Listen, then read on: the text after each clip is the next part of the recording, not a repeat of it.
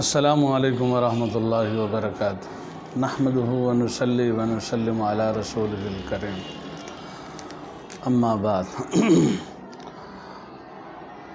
आज की मजलिस के अंदर एक साथी ने अकाउंट पर ट्रेडिंग करने के हवाले से और अकाउंट से प्रॉफिट कमाने के हवाले से एक मसला पूछा है। तहरीरी सूरत के अंदर वो मसला हमारे पास आया, तो वो मसला यानी इस्तिफ्ता सवाल वो मैं पहले पढ़ के आप हज़रात को सुनाता हूँ, तो उसके बाद फिर इंशाअल्लाह उसके जवाब पर थोड़ी सी रोशनी डालेंगे। मसला उसने पूछा हुआ कि क्या फरमाते हैं मुफ्तियान कराम इस मसले में कि आजकल यूट्यूब, फेसबुक, ट्विटर और ऐसे ही टिकटॉक वगैरह जैसी वेबसाइट पर जिन लोगों के अकाउंट बने होते हैं उनको उन वेबसाइट वाले मुआवज़ा देते हैं, और ये मुआवज़ा फॉलोअर्स यानी जिस कदर ज़्यादा लोग उन अकाउंट्स वालों को फॉलो या लाइक करते हैं उसी कदर मुआवज़ा मिलता है। लोग अपनी आमदनी बढ़ाने के लिए और फॉलोअर बनाने के लिए मुख्तलिफ़ किस्म के तरीके इख्तियार करते हैं। इन तरीक़ों में से एक तरीका आजकल ये रह जाए कि एक कंपनी है जो यूट्यूब, फेसबुक और ट्विटर, टिकटॉक के अकाउंट्स रखने वालों को फॉलोअर बना के देती है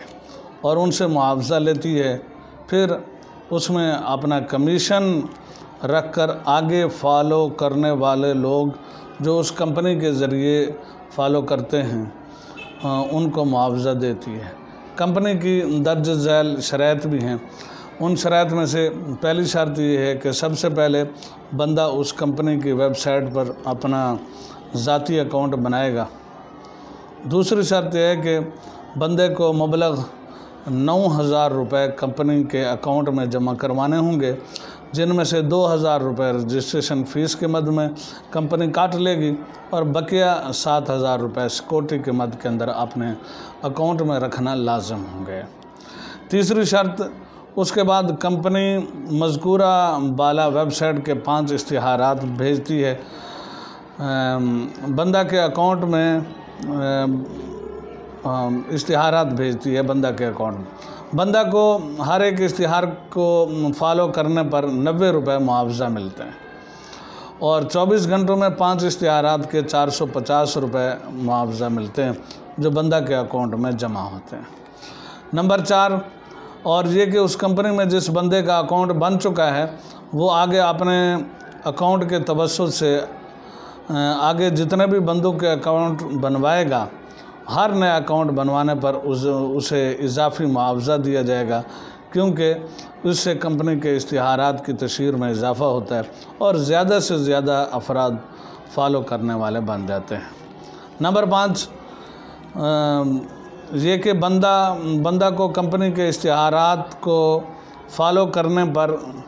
देखने के लिए इंटरनेट का पैकेज अपने ज़ाती पैसों से बर्दाश्त करना पड़ता है और इस काम के लिए मुनासिब वक्त भी मुख्तस करना पड़ता है। नंबर 6, बंदा को ये इख्तियार है कि वो जिस वक़्त कंपनी को छोड़ना चाहे छोड़ सकता है, तो सिक्योरिटी के मद में रखे हुए 7,000 रुपये अपने अकाउंट से निकलवा कर अपना अकाउंट ख़त्म कर सकता है, लेकिन रजिस्ट्रेशन के मद में काटे गए 2,000 रुपये वो वापस नहीं मिलेंगे। अब पूछना हम ये चाहते हैं कि दर्ज बाला शराइत की रोशनी में दरपेश मसाइल की शरई नुक्ता नज़र से वजाहत फरमाएँ, जज़ाकल्लाह। ये एक हमारे साइल हैं, उन्होंने ये सवाल पूछा है आसान से लफ्ज़ों के अंदर। यूँ समझिए अकाउंट जो बनाए जाते हैं तो उन अकाउंट को चलाने के लिए फॉलोअर की और लाइक की ज़रूरत पड़ती है,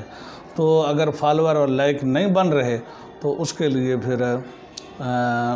मुख्तलिफ़ तरीके इस्तेमाल किए जाते हैं और मुख्तलिफ़ कंपनियां वजूद के अंदर आ चुकी हैं जो पैसे लेती हैं और फॉलोअर बना के देती हैं और उसके बाद ऐसे ही लाइक भी करवाती हैं। बस उसके लिए ये करना पड़ता है कि उस कंपनी के अंदर अकाउंट खोलना पड़ेगा और अकाउंट खोलने के बाद क्या नाम है, उसके अंदर कुछ पैसे रखने पड़ते हैं, 2000 रुपये उसकी फ़ीस है अकाउंट खोलने की, वो आपने काट लेंगे। बाकी 7000 रुपये जो हैं वो सिक्योरिटी के तौर पर रखना, ये भी उनके यहाँ एक यानी ज़रूरी शर्त करार दी गई है। तो इस बारे में मैं ये अर्ज़ कर दूं, सब कुछ तकरीबन इसके अंदर ठीक है, कोई ऐसी बात नहीं है कि जिसको इब्तिदान नाजायज़ कहा जाए।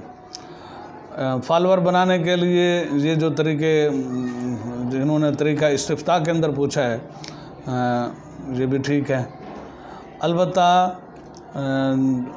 ये देखना पड़ेगा कि वो जो इश्तिहारात देते हैं, जिसको लाइक करना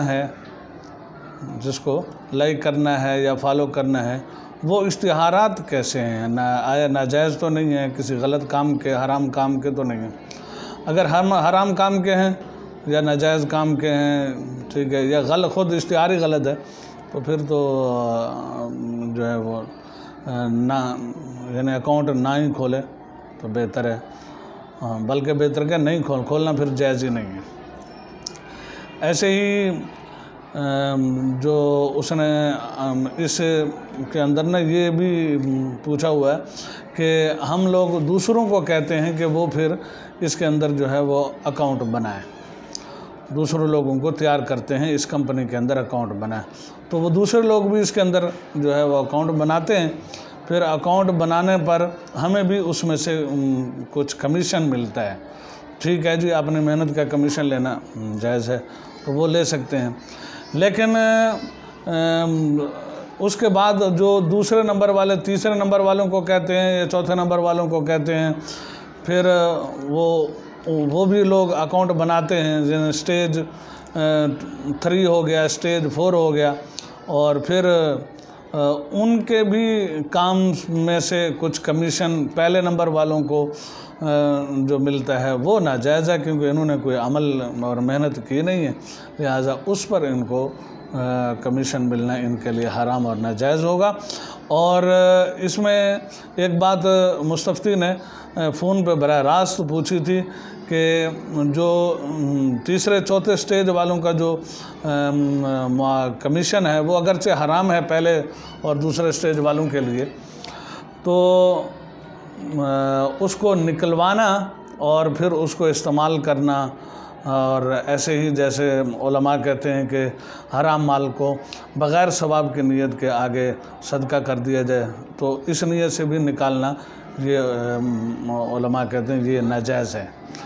यानी निकलवाना भी जायज़ नहीं है। हाँ, अलबत्ता हराम माल अगर आ जाए कहीं किसी जगह से तो उसको फिर उसके बारे में हुक्म यह है कि उसको बग़ैर सवाब की नीयत से आगे सदका कर दिया जाए, उसको ख़ुद वसूल ना किया जाए, निकलवाया ना जाए। चूँकि तीसरे और चौथा जो स्टेज है या आगे जितने भी स्टेज बनते जाएंगे तो उनका कमीशन जो है पहले और दूसरे स्टेज वालों के लिए नाजायज़ होगा, क्योंकि इनकी मेहनत शामिल नहीं है, इसलिए ये उसको निकलवाएँ भी ना। अल्लाह ताला हमें अमल करने की तौफीक नसीब।